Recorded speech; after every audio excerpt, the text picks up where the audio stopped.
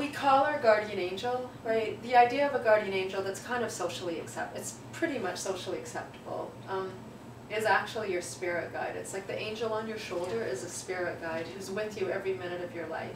And they're just with you all the time. They're just invisibly connected to you, and they usher you through your life. It's like they're responsible for your well-being. You know, you're not entirely responsible for everything. They have a lot of responsibility.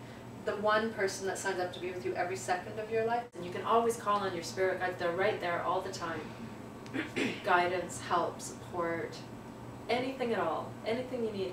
And then the other little secret about asking is that technically, because when we come here to incarnate, we're given free will. So on one hand it's a cliche, but it's always really important to remember, because of our free will, if you're ever wondering why no one's helping you, like, you know, you say you're there, because we have free will, and you have to ask. You have to ask. It's not like they'll never help you if you don't ask, but they're technically not supposed to meddle with your free will. Imagine if you were willing, you know, like, imagine you didn't have to face the consequences of your actions.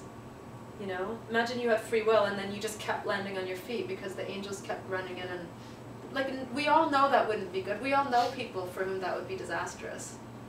Right? It's like, say, my kids, I want them to learn cause and effect. I don't want angels rushing in and sparing them from every possible lesson they could learn, because, you know, I want them to know when they've made a bad decision. I don't mean that in a punitive sense, but if you really need help, you get down on your knees and you ask for it with heartfelt compassion, with heartfelt conviction, and you will get help in the same way, but in a grander way than when I was like, so what could I do to improve myself? And that night they told me exactly what I could do, and then I said, I don't think I'll be doing that, thank you. If you come up with anything better, then I'll do that. But act on it, act on what you receive, because then you'll get more and more and more accurate. It's kind of amazing how the more you act upon it, the more accurate it gets. It's almost like it's going to thank you for relying on it and trusting in it.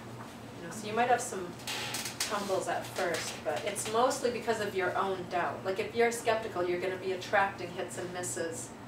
You know, so the more accurate you get, the more confident you get, the more accurate you're going to be.